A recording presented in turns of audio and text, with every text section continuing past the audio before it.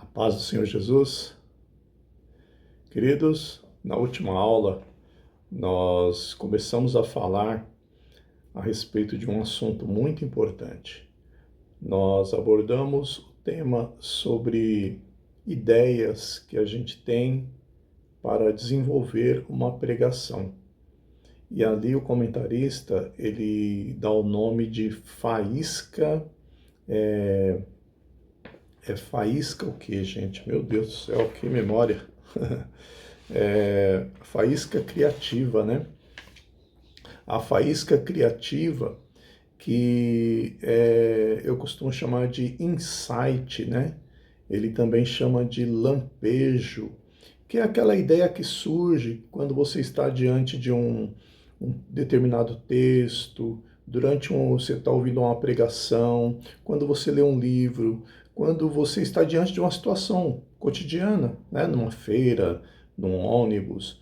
Então, surge uma ideia diante de uma situação que está tendo ali, você tem uma ideia. Então, ele chama isso de faísca criativa, porque aquilo vai dar um impulso, vai dar uma abertura, um início, para você começar a desenvolver um pensamento, e aquilo pode terminar numa pregação. Isso é muito importante, ter esse tipo de sensibilidade para poder ter assunto para desenvolver uma pregação. No entanto, a gente aprendeu também que essa faísca ela está associada ao que nós já temos em nós a respeito da palavra de Deus. O que significa dizer que a gente precisa conhecer a palavra de Deus. A gente precisa ter conhecimento da Bíblia, de personagens, de histórias, de quando aconteceu aquilo, qual foi a situação, né, como iniciou, qual foi o desenvolvimento, como finalizou aquela situação, como Deus agiu em prol daquele povo naquela ocasião. Isso tudo, a gente tendo em mente, quando a gente tem uma ideia, a gente já vai lembrar, lá Josué, naquela situação, quando ele chega lá em Jericó, ele não deixou de lembrar-se que quando fosse derrubar as muralhas, quando fosse invadir Jericó, precisava lembrar de Raabe, né? Aí você estava passando assim em algum lugar, você viu um cordão, uma corda, alguma coisa vermelha pendurada numa janela, Raabe, né? Então você conhece a história, você conhece o assunto e você já faz a ligação e você pode, a partir disso, desenvolver uma pregação. Nós vamos aprender como construir isso, lógico, né? Desde o seu início e desenvolver bonitinho e poder ter um sermão pronto. Talvez você nunca venha pregar um sermão, eu espero que isso não aconteça, eu espero que todos tenham essa oportunidade, né? Pregar a palavra, ter uma oportunidade para uma saudação. Todos são muito bem-vindos. A saudação, ou melhor, a pregação não é clube do bolinha, não é um lugar específico para determinadas pessoas, porque Jesus não falou assim, evangelista, vai lá e prega, pastor, vai lá e prega, presbítero, vai lá e prega. Não, ele falou assim, ó, ide, pregai o evangelho a toda criatura. Esse ide não é para os discípulos, para os apóstolos, para os pastores, não é exclusivo para um grupo, é para a igreja, tá bom? Então a gente precisa ter esse conhecimento para a gente poder desenvolver a ordem deixada por Jesus. E aí a gente começou a falar a respeito de temas, né, finalizando a aula anterior, e eu gostaria de concluir esta parte para a gente finalizar essa lição número 1 e eu já vou encaminhar a lição número 2 para nós trabalharmos na próxima aula, ok?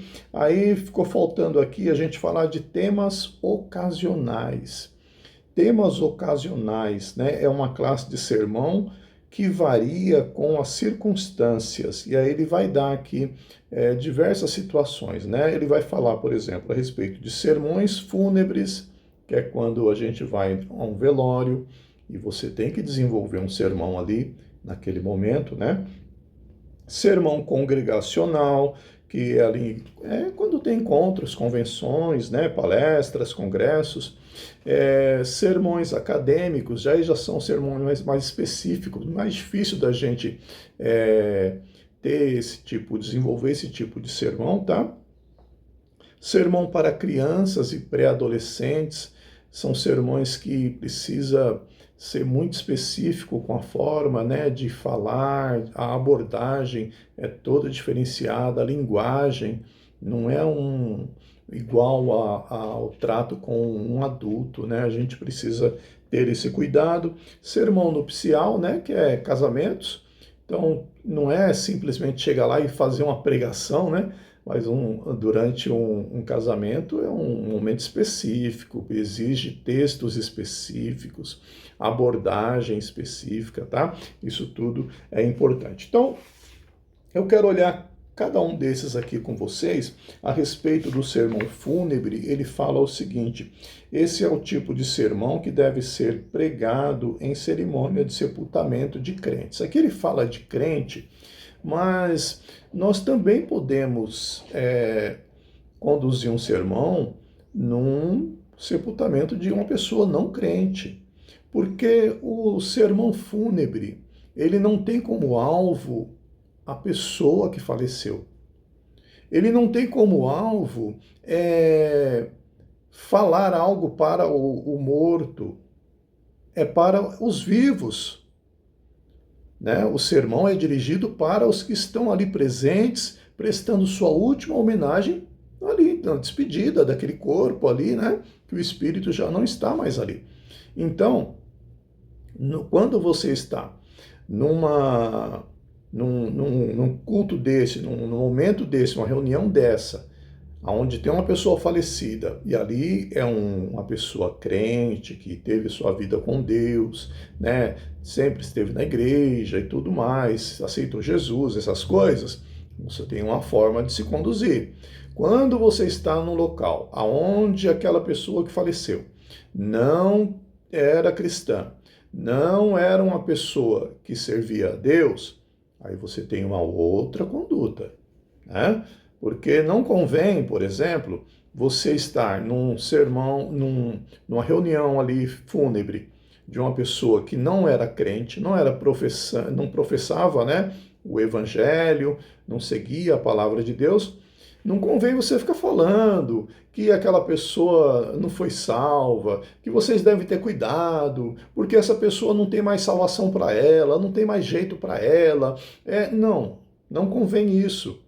É um momento de consolação, de conforto, de conforto. E como você faz isso? Através da palavra. A palavra dá muitos embasamentos para a gente trazer uma palavra de conforto, aonde as pessoas que estão ali, elas serão induzidas a pensar que é importante tomar uma decisão enquanto em vida, para que vindo a morte não fique numa situação complicada, numa situação difícil. Mas para isso você vai ter a sensibilidade de falar de uma maneira que não seja agressiva, que não afaste as pessoas. As pessoas precisam se sentir atraídas pela palavra e não afastadas. Então, para isso, precisa aprender a falar de forma a não atacar as pessoas, né? Ele faz um comentário interessante aqui, né? Em casa de enforcado não se fala em corda. Então veja, aquela pessoa que possivelmente tenha morrido sem Jesus, porque isso é uma coisa, aprenda, isso é uma coisa que nós não temos como afirmar. Quem foi para o céu, quem foi para o inferno, isso não cabe a nós. Nós não temos essa condição. Ah, mas eu sabia que ele era um ladrão. Ah, mas eu sabia que ele era um mentiroso, que ele era um devedor, que ele era um estelionatário. Não interessa.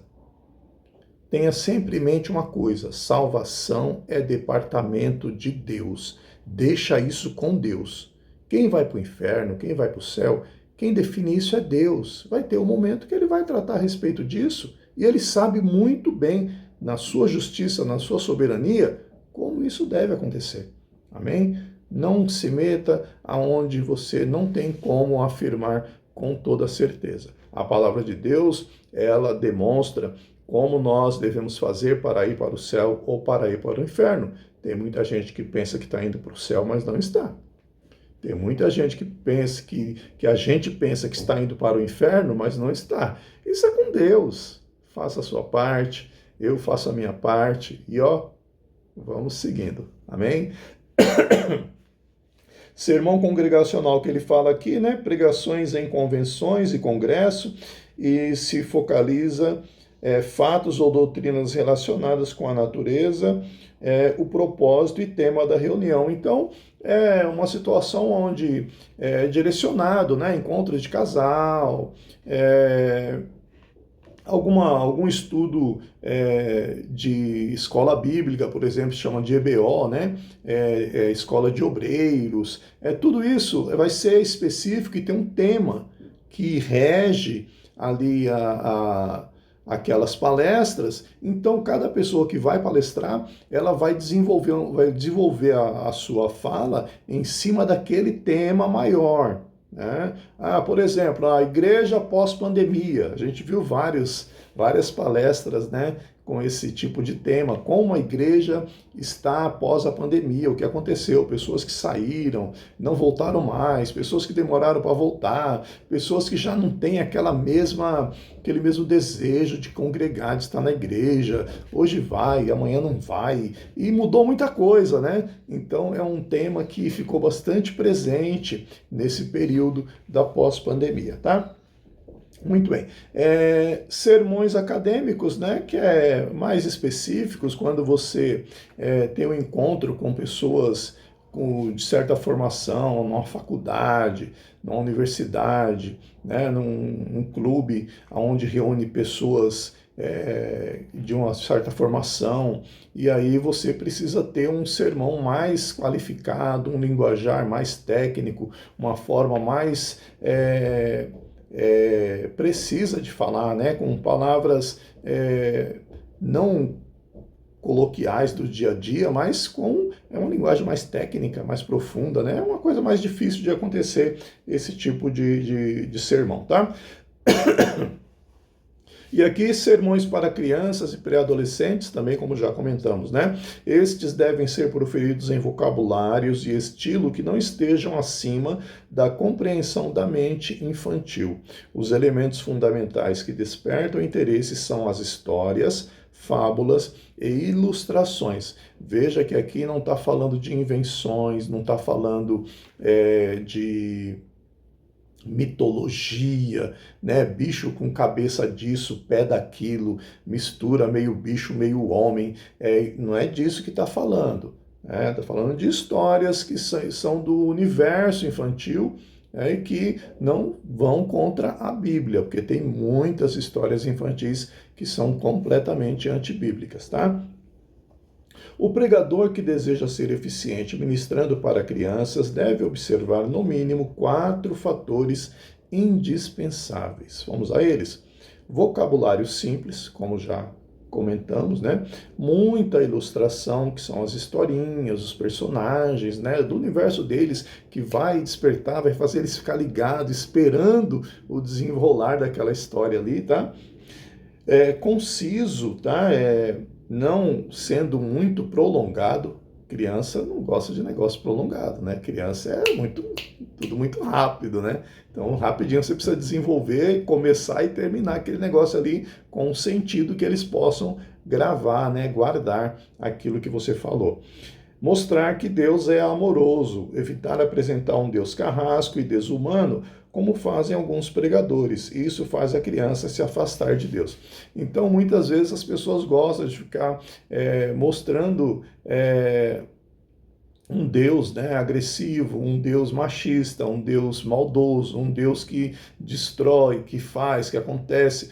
Muitas vezes acontece, Deus tem um modo dele trabalhar, mas nós estamos falando para uma criança, para um adolescente, a gente precisa acertar, né, a maneira de falar de maneiras a atraí-los, a mantê-los junto, desejoso de se achegar a Deus e não de se afastar. Amém?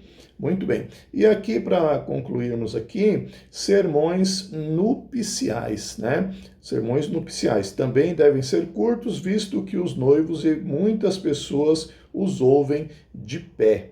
O sermão nupcial oferece ao pregador excelente oportunidade para expor elevados princípios evangélicos a respeito da vida matrimonial a um auditório muito heterogêneo. Além dos acima mencionados, há ainda vários assuntos ocasionais, como culto de ação de graça, cultos natalícios, consagratórios, né, quando vai consagrar obreiros, dedicatório de templos, né, inauguração de templo, seminários, colégios e etc, tá? Ainda aqui nesse quesito do sermão nupcial, Aí eu estava falando a respeito do sermão nupcial, né? E acabou entrando uma ligação que cortou a minha gravação. Mas durante o sermão nupcial, a gente tem a oportunidade de mostrar a forma que Deus espera que seja a vida, né? A dois, como é que Deus ele determinou que fosse, como ele espera que seja, o respeito, né, e a consideração que um deve ter pelo outro, e essa vida a dois como um todo, né, a gente tem a oportunidade de estar orientando e as pessoas que ali estão acompanhando têm a oportunidade de conhecer o que de fato Deus espera da vida a dois ali a partir daquele momento. Porque hoje em dia a gente sabe que o mundo, né, as pessoas como um todo, têm uma forma de ver o relacionamento a dois e não levam em consideração qual é o padrão bíblico. E nós, enquanto servos de Deus, nós temos sim que seguir o padrão determinado pela palavra de Deus e naquele momento de forma concisa, em poucas palavras, não precisa ser um sermão alongado, né? E até os últimos casamentos que eu fiz, as pessoas me pediram para que não fizesse aquele sermão prolongado, que normalmente a gente vê, demora mais de 1 hora. Você vê que tem muitos memes aí, né? De casamentos onde as pessoas desmaiam, ou o noivo, ou a noiva, alguém acaba passando mal, porque é um dia difícil, é um dia de correria. Às vezes a pessoa não almoça, come um lanche, não come nada, e fica aquele negócio. E quando chega a noite, às vezes está um calor abafado, e aí tá lá, e o pregador que comeu bem, que tá tranquilo, ficou descansado o dia inteiro na casinha dele, chega lá e vai ficar em pé quanto tempo precisar, 1 hora, 1 hora e meia, para ele tá tudo certo. Mas não funciona dessa maneira, a gente precisa ter um entendimento, né, de que não funciona dessa maneira, a gente precisa levar ali 20 minutos, no máximo, 15, 20 minutos, um sermão, tratando ali os assuntos próprios, né, tem as passagens certas para sermões nupciais e desenvolver. Só para os irmãos terem uma ideia, tem um livro que ele se chama Livro de Cerimônias, ou Manual de Cerimônias. E nesse manual, nesse livrinho, ele tem várias cerimônias de batismo, de consagração de obreiros, de casamento, noivado, inauguração de igreja, Santa Ceia. Tem um monte de coisas que normalmente se fazem e lá tem a orientação de como fazer, lá tem a oração, que passagens da Bíblia você pode utilizar, como você pode desenvolver ali um sermão, né, uma pregação. Isso é bacana, ajuda, né? Tem algumas Bíblias que trazem esse tipo de explicação também, né? Eu tenho uma Bíblia que é a Bíblia do Obreiro. Cadê? Não está aqui, Ah, ela está lá em cima. É essa aqui em cima aqui. Bíblia do Obreiro Aprovado. Ela tem manual de cerimônias. Dentro dessa Bíblia tem um manual de cerimônias e tem um monte. É muito bacana. Ajuda bastante. Então, era isso que a gente tinha para essa aula, para complementar a aula número 7, né? E para nós podermos finalizar a primeira parte da nossa apostila, e da próxima semana eu já vou enviar a continuação da segunda lição, tá bom? Vamos entrar na segunda lição, depois nós vamos decidir aí até que dia nós vamos seguir com a nossa aula, porque nós vamos precisar fazer uma pausa, né? Devido aí o período natalino, essas coisas, as pessoas querem resolver outras coisas aí, e a gente vai talvez ficar parado aí, talvez uns 15 dias, alguma coisa assim. Vou decidir direitinho e vai ser bênção. Deus abençoe, fiquem com Deus.